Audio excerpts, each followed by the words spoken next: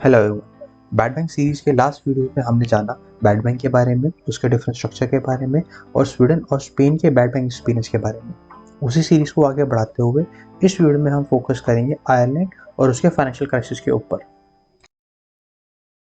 Ireland के financial crisis को समझने के लिए हमें सेल्टिक टाइगर के बारे में जानना पड़ेगा। 1990 से पहले आयरलैंड एक रिलेटिवली पुअर कंट्री माना जाता था वेस्टर्न यूरोपियन स्टैंडर्ड्स के अकॉर्डिंग, लेकिन मिड 1990 से लेट 2000 तक आयरलैंड की इकोनॉमी हाई टाइड में कन्वर्ट हो गई। इस पीरियड के दौरान इकोनॉमी की ग्रोथ बहुत रैपिड थी, जिसको एक बड़ा पुश ह्यूज एफडीआई से मिला था। इसी पीरियड को सेल्टिक टाइगर के नाम से जाना जाता है। लेकिन 2008 के बाद आयरिश इकोनॉमी में डाउनटर्न आना स्टार्ट हो गया। इसके रीजंस थे सीरीज ऑफ बैंकिंग फ्रॉड्स और सेल्टिक पीरियड के दौरान हुई रैपिड इकोनॉमिक ग्रोथ की वजह से बना हुआ प्रॉपर्टी बबल, जिसकी वजह से रियल इकोनॉमी अनकॉम्पिटिटिव बन गई। 2007-2008 के फाइनेंशियल क्राइसिस ने भी इकोनॉमिक ग्रोथ को बहुत बड़े पैमाने पर स्लो डाउन कर दिया। इमिग्रेशन और अनएम्प्लॉयमेंट डेकेड हाई लेवल पर आ गए और इन सभी कारणों की वजह से आयरलैंड की इकोनॉमी रिसेशन में चली गई।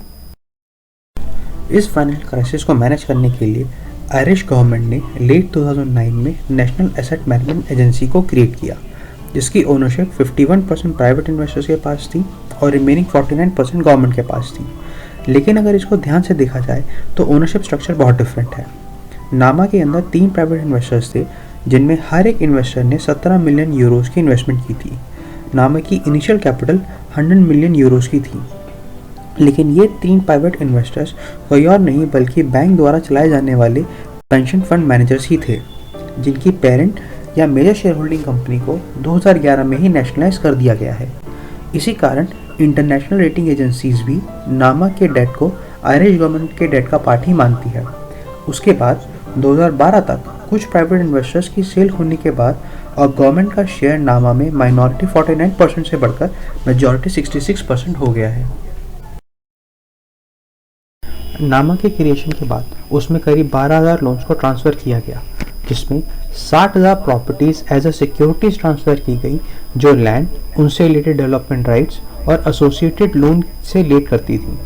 आयरिश गवर्नमेंट के 2009 के प्रेस रिलीज के अकॉर्डिंग जो लोन्स नामा ने एक्वायर किए थे, उनकी बुक वैल्यू 68 बिलियन यूरोज़ की थी, जिनको ट्रांसफ़र किया गया था 54 बिलियन यूरोज़ में। इन लोन से रिलेटेड असेट्स की मार्केट वैल्यू 47 बिलियन यूरोज़ की थी।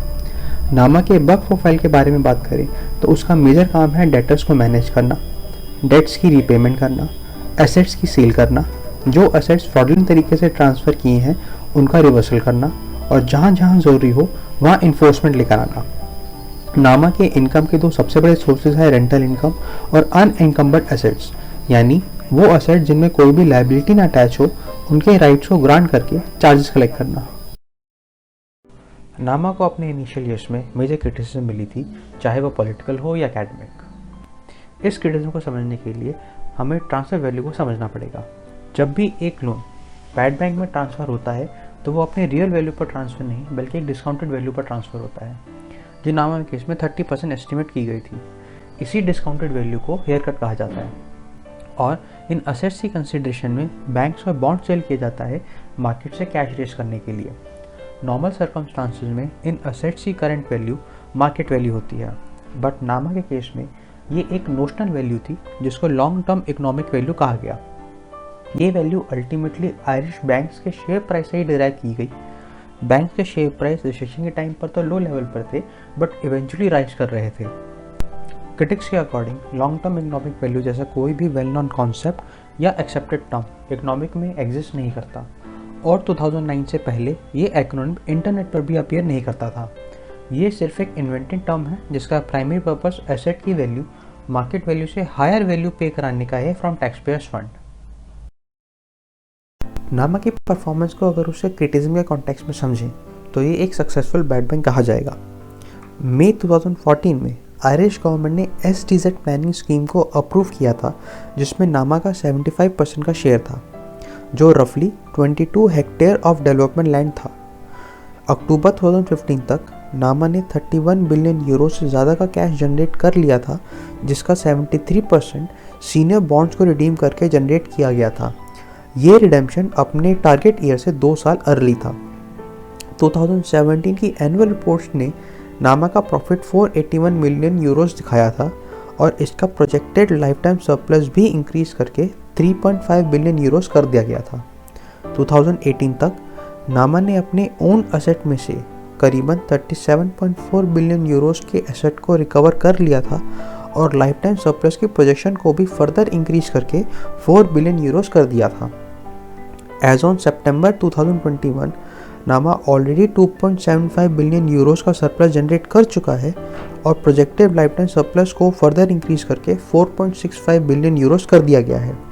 हालांकि नामा ने क्रिएशन के दौरान उसकी टाइम लिमिट पर कोई भी क्लैरिफिकेशन नहीं दी थी, बट नाउ ये एक्सपेक्ट किया जा रहा है कि नामा 2025 के अराउंड वाइंड अप कर दिया जाएगा। स्पेन के बैड बैंक सेबर की तरह नामा ने भी सोशल हाउसिंग पर काफ़ी फोकस किया है। 2017 की एनुअल रिपोर्ट्स के अकॉर्डिंग करीब 8,000 लोगों को हाउसिंग दी गई है, करीब 2500 रेजिडेंशियल यूनिट्स कंस्ट्रक्ट हुई हैं। इन रेजिडेंशियल एरिया को डेवलप करने के लिए भी नामा ने 350 मिलियन यूरोस का खर्चा किया है। सोशल हाउसिंग के साथ साथ नामा सोशल बॉडीज़ और स्टेट एजेंसीज को भी सूटेबल लैंड और प्रॉपर्टी सेलेक्ट करके प्रोवाइड करता है ताकि उसके ऊपर स्कूल और हेल्थ केयर जैसी फैसिलिटीज़ बनाई जा सकें। या वो कंपनी जो आयरलैंड में इस्टेब्लिश होना चाहती हों या एक्सपैंड करना चाहती हों, उनको भी सूटेबल प्रॉपर्टीज़ प्रोवाइड करने का काम नामा करता है। हमें उम्मीद है इस वीडियो में आपको नामा के बारे में जानने को काफ़ी कुछ मिला होगा। बैड बैंक सीरीज़ की आखिरी वीडियो में हम इंडिया और उसके बैड बैंक के बारे में जानेंगे और हम क्या क्या की लेसन सीख सकते हैं फॉरेन बैड बैंक के एक्सपीरियंस से, उसके बारे में भी जानेंगे। Till then stay tuned.